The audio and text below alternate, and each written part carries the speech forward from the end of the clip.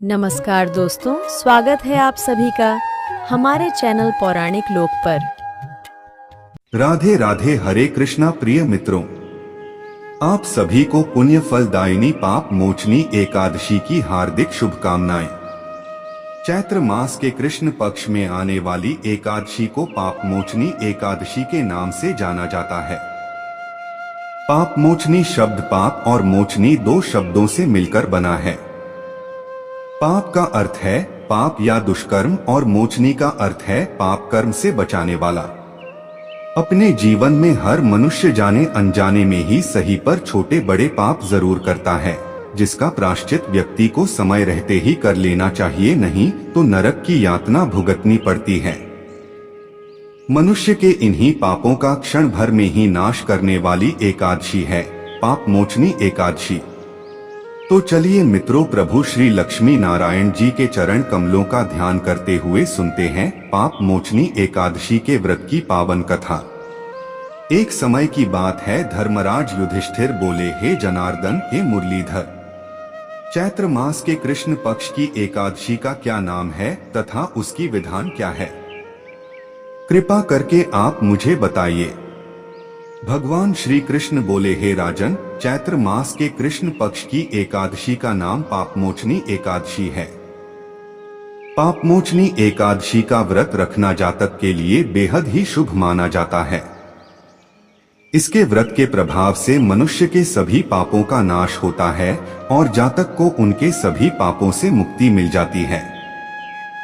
एकादशी के व्रत में मुख्य रूप से भगवान विष्णु यानी कि मेरी पूजा की जाती है।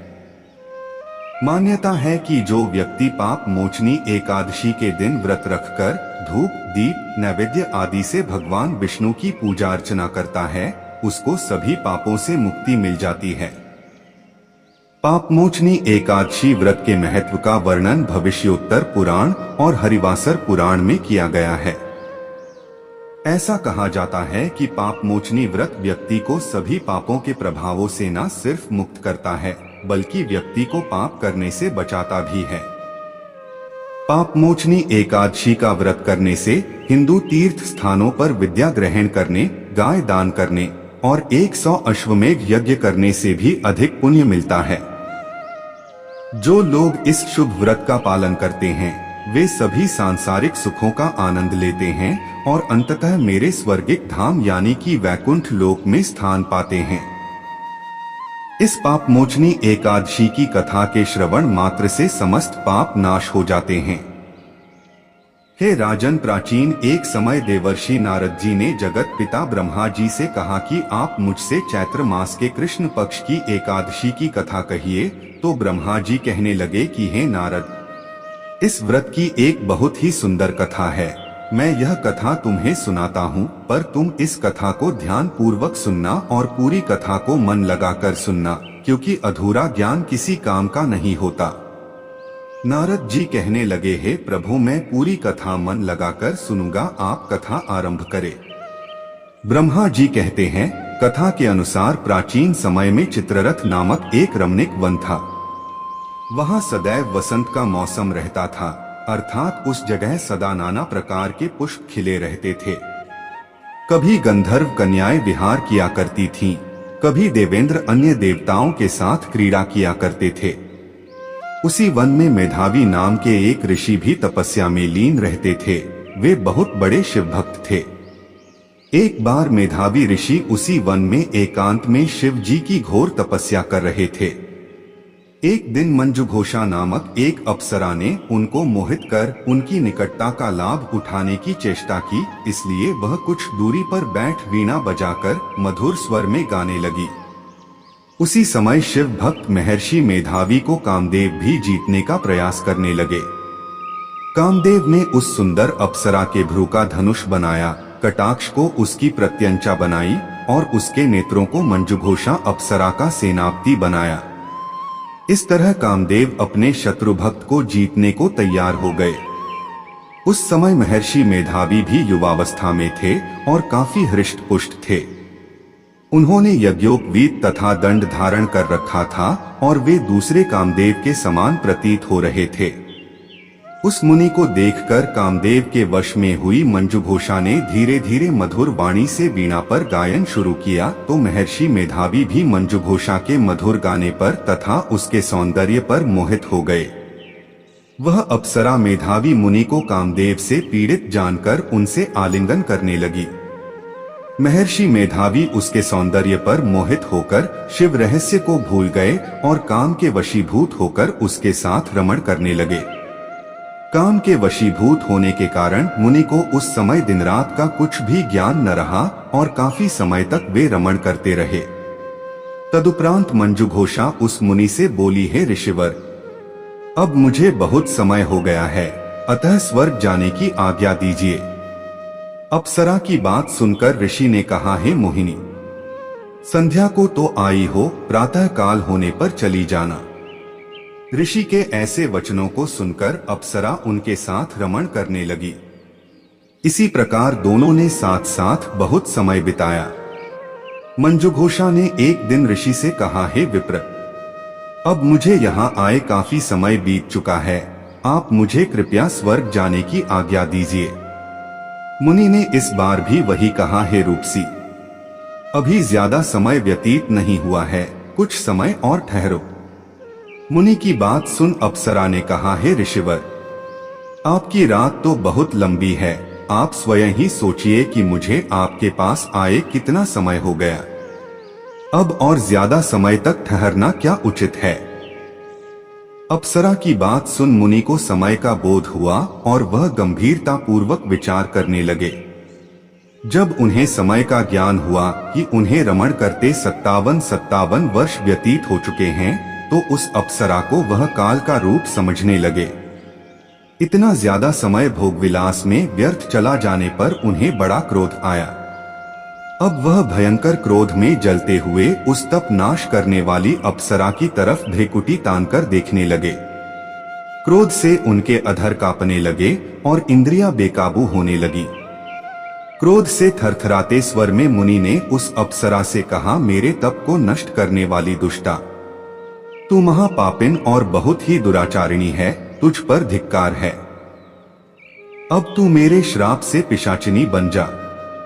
मुनि के क्रोधयुक्त श्राप से वह अप्सरा पिशाचिनी बन गई। यह देख वह व्यथित होकर बोली, हे ऋषिवर, अब मुझ पर क्रोध त्याग कर प्रसन्न होइए और कृपा करके बताइए कि इस शाप का निवारण किस प्रकार होगा। विद्वानों ने कहा है, साधुओं की संगत अच्छा फल देने वाली होती है और आपके साथ तो मेरे बहुत वर्ष व्यतीत हुए हैं, अतः अब आप मुझ पर प्रसन्न हो जाइए, अन्यथा लोग कहेंगे कि एक पुण्य आत्मा के साथ रहने पर मंजुघोषा को पिशाचिनी बनना पड़ा। मंजुघोषा की बात सुनकर मुनि को अपने क्रोध पर अत्यंत ग्लानि हुई, साथ ही अपनी अपकीर्ति का भय भी हुआ। अतः पिशाचिनी बनी मंजुघोषा से मुनि ने कहा, तूने मेरा बड़ा बुरा किया है, किंतु फिर भी मैं तुझे इस श्राप से मुक्ति का उपाय बतलाता हूँ। चैत्र मास के कृष्ण पक्ष की जो एकादशी है, उसका नाम पापमोचनी है। उस एकादशी का उपवास करने से तेरी पिशाचिनी की देह से मुक्ति हो जाएगी। ऐसा कहकर मुनि ने उसको व्रत का सब विधान समझा दिया और अपने पापों का प्रायश्चित करने के लिए वे अपने पिता च्यवन ऋषि के पास चले गए। च्यवन ऋषि ने अपने पुत्र मेधावी को देखकर कहा, हे पुत्र, ऐसा क्या किया है तूने कि तेरे सभी तप नष्ट हो गए हैं, जिससे तुम्हारा समस्त तेज मलिन हो गया है। मेधावी मुनि ने लज्जा से अपना सिर झुकाकर कहा, पिताश्री, मैंने एक अप्सरा से रमण करके बहुत बड़ा पाप किया है। इसी पाप के कारण संभवतः मेरा सारा तेज और मेरे तप नष्ट हो गए हैं। कृपा करके आप इस पाप से छूटने का उपाय बतलाइए। ऋषि ने कहा, हे पुत्र, तुम चैत्र माह के कृष्ण पक्ष की पापमोचनी एकादशी का विधि तथा भक्तिपूर्वक उपवास करो, इससे तुम्हारे सभी पाप नष्ट हो जाएंगे। अपने पिता च्यवन ऋषि के वचनों को सुनकर मेधावी मुनि ने पापमोचनी एकादशी का विधिपूर्वक व्रत किया। उसके प्रभाव से उनके सभी पाप नष्ट हो गए। मंजुघोषा अप्सरा भी पापमोचनी एकादशी का उपवास करने से पिशाचिनी की देह से छूट गई और पुनः अपना सुंदर रूप धारण कर स्वर्गलोक चली गई। लोमश मुनि ने कहा, हे राजन, इस पापमोचनी एकादशी के प्रभाव से समस्त पाप नष्ट हो जाते हैं। इस एकादशी की कथा के श्रवण व पठन से 1000 गौदान करने का फल प्राप्त होता है। इस उपवास के करने से ब्रह्मा हत्या करने वाले, स्वर्ण चुराने वाले, मद्यपान करने वाले, अगम्यागमन करने वाले आदि भयंकर पाप भी नष्ट हो जाते हैं और अंत में स्वर्गलोक की प्राप्ति होती है। अतः जो कोई मनुष्य विधिपूर्वक इस व्रत को करेगा, उसके सारों पापों की मुक्ति होना निश्चित है। और जो कोई इस व्रत के महात्म्य को पढ़ता और सुनता है, उसे सारे संकटों से मुक्ति मिल जाती है। तो बोलिए मित्रों, श्रीमन नारायण नारायण हरि हरि, श्रीमन नारायण नारायण हरि हरि। अब चलिए मित्रों सुनते हैं एकादशी माता या ग्यारस माता की कथा। प्राचीन समय की बात है, एक राज्य में एक महान राजा रहा करता था।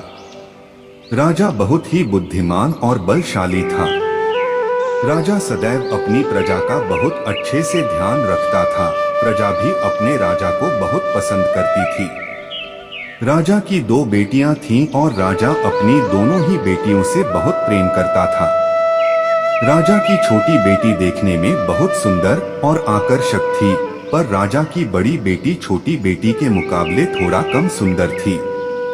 राजा की छोटी बेटी ग्यारस माता की पूजा किया करती थी, जिसके प्रभाव से सभी लोग राजा की छोटी बेटी से बहुत प्रेम करते थे और बहुत प्रशंसा किया करते थे। राजा भी अपनी छोटी बेटी को बड़ी बेटी से अधिक प्रेम करता था, जिस कारण राजा की बड़ी बेटी को अपनी छोटी बहन से बहुत नफरत होने लगी थी। राजा की दोनों बेटियां जब बड़ी हो गई, तब एक पड़ोसी राज्य में रहने वाला राजकुमार राजा की बड़ी बेटी के लिए रिश्ता लेकर आया। लेकिन जैसे ही उस राजकुमार की नजर राजा की छोटी बेटी पर पड़ी, तो वह राजकुमार राजा की छोटी बेटी पर मोहित हो गया और उससे पहली नजर में प्रेम कर बैठा। उस राजकुमार ने राजा की बड़ी बेटी के साथ विवाह करने से मना कर दिया और उसने राजा से कहा कि मैं आपकी छोटी बेटी से विवाह करना चाहता हूँ। जिसके बाद राजा की बड़ी बेटी यह देखकर अपनी छोटी बहन से बहुत क्रोधित हो गई और राजा की बड़ी बेटी ने अपनी छोटी बहन को अपना सबसे बड़ा दुश्मन मान लिया। राजा की बड़ी बेटी ने अपनी छोटी बहन से बदला लेने का निर्णय लिया, जिसके लिए उसने अपनी छोटी बहन को जान से मारने का योजना बनाई। राजा की बड़ी बेटी ने अपनी छोटी बहन को मारने के लिए सबसे पहले एक लड्डू में जहर मिलाकर अपनी छोटी बहन को दे दिया और उसको लड्डू खाने के लिए कहा, लेकिन लड्डू खाने के बाद भी छोटी बहन को कुछ नहीं हुआ। बड़ी बहन यह देखकर बहुत आश्चर्यचकित हो गई, लेकिन बड़ी बहन ने हार नहीं मानी और उसने जब रात में छोटी बहन अपने कमरे में सो रही थी, तब एक मटके में सांप को रखकर कमरे में छोड़ दिया। लेकिन सांप भी छोटी बहन का कुछ नहीं कर पाया। जिसके बाद बड़ी बहन ने अपनी छोटी बहन से कहा कि चलो हम लोग कुएं से पानी भरकर लाते हैं। जिसके लिए वह अपनी छोटी बहन को पानी भरने के बहाने से कुएं के पास ले गई और उसने अपनी छोटी बहन को कुएं में धक्का दे दिया। लेकिन छोटी बहन को तब भी कुछ नहीं हुआ, क्योंकि हर बार ग्यारस माता उसकी रक्षा कर रही थी। उधर बड़ी बहन अपने सारे प्रयासों के बाद भी असफल हो रही थी, जिससे वह बहुत क्रोधित होती जा रही थी। फिर उसने अपनी छोटी बहन के पास जाकर उससे खुद ही पूछा कि मेरी छोटी बहन, तुमको पता है, भगवान ने सबकी मृत्यु एक निश्चित समय पर लिखी हुई है, पर बहन क्या तुमको पता है कि तुम्हारी मृत्यु कैसे होगी? क्या यह तुम जानती हो? तब छोटी बहन ने अपनी बड़ी बहन को बताया कि हाँ दीदी, मैं तो जानती हूँ मेरी मृत्यु कैसे होगी। छोटी बहन से यह सुनकर बड़ी बहन मन ही मन बहुत प्रसन्न होने लगी और उसने अपनी छोटी बहन से कहा कि बहन, मुझे तुम अपनी मृत्यु का राज तो बताओ। छोटी बहन के मन में कोई छल पाप नहीं था। उसने अपनी बड़ी बहन से कहा कि दीदी, मेरी मृत्यु, मेरे प्राण तो एक तोते में हैं, जो तोते के गले में एक हार है उससे मेरी मृत्यु होगी। जब तक कोई भी व्यक्ति तोते को मारकर वहाँ हार अपने गले में पहन लेगा मैं मूर्छित हो जाऊंगी, और जैसे ही उस हार को अपने गले से उतारेगा तो मैं वापस से जीवित हो जाऊंगी। अपनी छोटी बहन की मृत्यु का राज जानकर बड़ी बहन बहुत ही खुश हो गई और उसने अपनी छोटी बहन को मारने के लिए उसके पालतू तोते को ढूंढना शुरू कर दिया। छोटी बहन को इस बात का आभास हो गया था कि कोई उसकी जान लेना चाहता है, जिसके लिए वह अपने पिताजी के पास गई और उसने अपने पिताजी से कहा कि पिताजी, मेरी मृत्यु के बाद मुझे जलाइएगा मत, बल्कि आप मुझे अपनी पुरानी वाली हवेली में एक पलंग में लिटाकर छोड़ दीजिएगा। अपनी छोटी लड़की की यह बात सुनकर राजा बहुत आश्चर्यचकित हो गए। राजा ने अपनी छोटी बेटी से पूछा, बेटी तुम यह सब क्या कह रही हो? तब राजा की छोटी बेटी ने कहा, पिताजी समय किसी के लिए नहीं रुका है, किसे कब क्या हो जाए किसी को कुछ पता नहीं है। और फिर राजा ने अपनी छोटी बेटी से कहा कि तुम ऐसी बातें क्यों कर रही हो? 2-3 दिन में तो तुम्हारा विवाह है। लेकिन छोटी बेटी ने अपने पिताजी को ऐसा करने पर मजबूर कर दिया और उनसे वचन ले लिया। राजा ने भी अपनी छोटी बेटी की बात स्वीकार कर ली और 2-3 दिनों के बाद जब शादी का समय आया तब राजकुमार बारात लेकर राजा के घर पर आया और राजकुमार और राजा की छोटी बेटी का विवाह शुरू हो गया। जैसे ही राजा की छोटी बेटी राजकुमार के साथ फेरे लेना शुरू करती है तो उसकी बड़ी बहन अपनी छोटी बहन के कमरे में जाकर उसके तोते को पकड़ लेती है और उसको जान से मार देती है और तोते की गले में जो था उसको अपने गले में धारण कर लेती है। जैसे ही बड़ी बहन उस हार को अपने गले में धारण करती है तो उधर छोटी बहन 3.5 ही फेरे ले पाती है और वहीं पर बेहोश होकर गिर जाती है।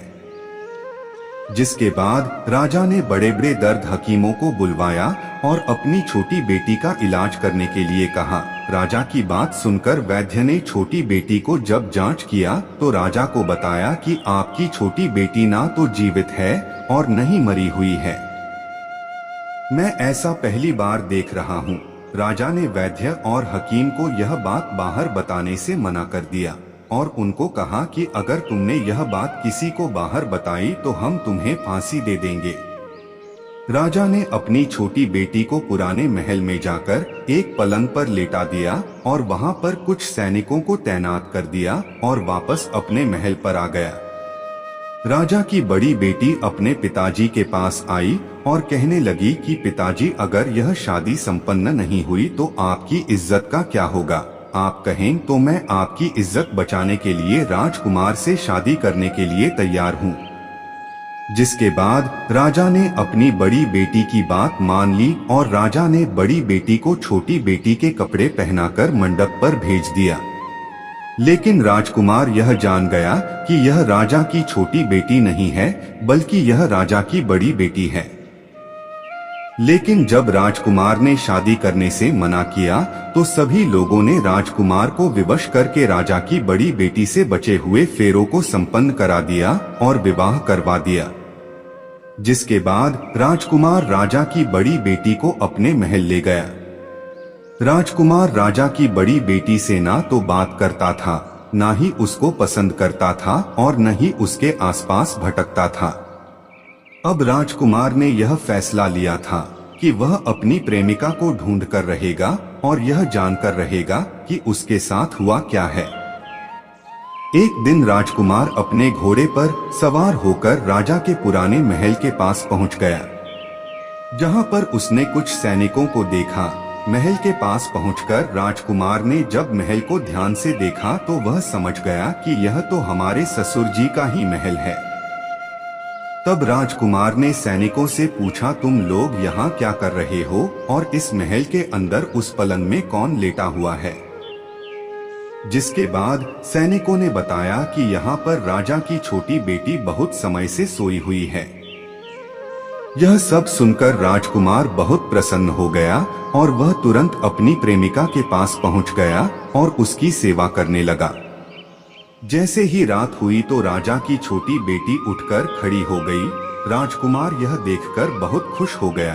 उसने अपनी प्रेमिका से पूछा कि तुम यहाँ क्या कर रही हो? तुम मेरे साथ मेरे घर चलो। राजा की छोटी बेटी ने राजकुमार को सारी बातें बता दें कि मेरी जान एक तोते में बसी थी और मैंने यह बात सिर्फ अपनी बड़ी बहन को बताई थी और मुझे पता है कि उसने ही मुझे मारने का प्रयास किया है। उसके पास एक हार है जिसको वह सुबह पहन लेती है और रात को उतार देती है। जब तक वह हार को पहन कर रहती है तब तक मैं मूर्छित रहती हूँ और जैसे ही वह इस हार को उतार देती है तो मैं जीवित हो जाती हूँ। वो कहती है जब तक मेरी बड़ी बहन के पास वह हार है तब तक मैं ऐसे ही जीवित और मूर्छित होती रहूंगी। अगर मेरी बड़ी बहन के पास जो हार है वह मेरे हाथ में लग जाए तो मैं हमेशा के लिए जीवित हो जाऊंगी। राजकुमार ने यह बात सुनकर राजा की छोटी बेटी के पास रहने का निर्णय ले लिया और उसने अपने बचे हुए सारे फेरे उस पलंग में लेटी राजा की छोटी बेटी के साथ ले लिए और अपना विवाह पूर्ण कर लिया और वहीं पर ही रहने लगा। देखते ही देखते कुछ समय में राजा की छोटी बेटी और राजकुमार की पत्नी पेट से हो गई। एक दिन राजकुमार को किसी काम से बाहर जाना पड़ा। तब छोटी बहन के पेट में बहुत तेज दर्द होने लगा। उसने ग्यारस माता का आवाहन किया जिसके बाद वहां पर ग्यारस माता प्रकट हुई और उन्होंने अपने भक्त के दर्द को दूर किया और उसे एक पुत्र की प्राप्ति करवाई। उसी समय वहां पर अचानक से राजकुमार भी आ गया। राजकुमार ने ग्यारस माता को देखा तो वह आश्चर्यचकित हो गया और उसने तुरंत माता को प्रणाम किया और ग्यारस माता ने राजकुमार से कहा कि जब तुम्हारा पुत्र 5 वर्ष का हो जाए तो तुम अपनी पत्नी का हार लाकर इसके गले में डाल देना। और देखते ही देखते राजकुमार और राजा की छोटी बेटी का पुत्र 5 वर्ष का हो जाता है। तो राजकुमार अपने बेटे से कहता है कि बेटा मैं कुछ काम से बाहर जा रहा हूँ, तुम अपनी माता का ध्यान रखना और वहां से चला जाता है।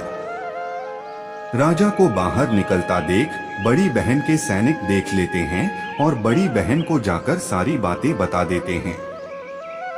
जिसके बाद बड़ी बहन अपनी छोटी बहन के पुत्र को वहां से उठवा लेती है और उसको मरवा देती है और छोटी बेटी के पुत्र के 2 टुकड़े करवा देती है। पहला टुकड़ा चक्की के पास छुपा देती है और दूसरा टुकड़ा अपनी पलंग के नीचे रख लेती है। अब ग्यारस माता भिखारी का रूप लेकर उसकी बड़ी बहन के दरवाजे पर आती हैं और बड़ी बहन के पास चली जाती हैं, जिसके बाद वहां पर भिक्षा मांगने लगती हैं। बड़ी बहन अपने नौकरों से कहती हैं कि जाकर भिक्षा दे दो, लेकिन जैसे ही नौकर ग्यारस माता को भिक्षा देने के लिए आते हैं तो माता उन्हें मना कर देती है और कहती हैं कि मैं तुम्हारी महारानी से ही भिक्षा लूंगी। जिसके बाद बड़ी बहन स्वयं ही भिक्षा देने के लिए माता के पास आती हैं। उधर माता एक बिल्ली का रूप लेकर उसके कमरे में चली जाती हैं और वहां पर छोटी बेटी के पुत्र कोई 2 टुकड़े को आपस में जोड़ देती है और उसे जीवित कर देती है और उसे लेकर वहां से चली जाती है और राजकुमार को सौंप देती है। राजकुमार अपने बेटे को लेकर अपनी बड़ी पत्नी के पास जाता है और उसे कहता है कि तुम इसका ध्यान रखना, अगर तुम इस बच्चे का अच्छे से ध्यान रखोगे तो मैं तुमसे बात करूंगा। इसी प्रकार एक दिन राजकुमार अपने बच्चे से कहता है कि तुम माता से उनके गले का हार मांग लो। जिसके बाद राजकुमार का लड़का अपनी मम्मी के पास जाता है और कहता है कि माता, मुझे तुम्हारा हार चाहिए जो तुमने गले में पहन रखा है। यह सुनकर पहले तो बड़ी बहन बहुत क्रोधित होती है, पर उसको यह याद आता है कि राजकुमार ने कहा था कि अगर मैं इस बच्चे का ध्यान अच्छे से रखूंगी तो वह मुझसे बात करेंगे, जिसके कारण वह हार को उस बच्चे को दे देती है। वह बच्चा तुरंत ही उस हार को ले जाकर अपने पिताजी को दे देता है और तभी राजकुमार अपने बेटे को लेकर वहां से जाने लगता है और अपनी पत्नी से कहता है कि तुम हमारे लिए खाना बनाकर रखना। मैं शाम को आकर तुम्हारे साथ खाऊंगा। और वह अपने बेटे को लेकर वहां से चला जाता है। जिसके बाद वह राजा के पास जाता है और उनको सारी बातें बता देता है। राजा अपनी बड़ी बेटी की यह कटुकर्म सुनकर बहुत क्रोधित होते हैं और उसे सजा सुनाता है और अपनी परवरिश पर ही दोष देने लगते हैं और राजकुमार को अपनी छोटी बेटी के साथ रहने के लिए आदेश देते हैं। यह थी ग्यारस माता की कथा। तो बोलिए ग्यारस माता की जय हो, एकादशी माता की जय हो। तो बोलिए भक्तों, श्रीमन नारायण नारायण हरि हरि, श्रीमन नारायण नारायण हरि हरि।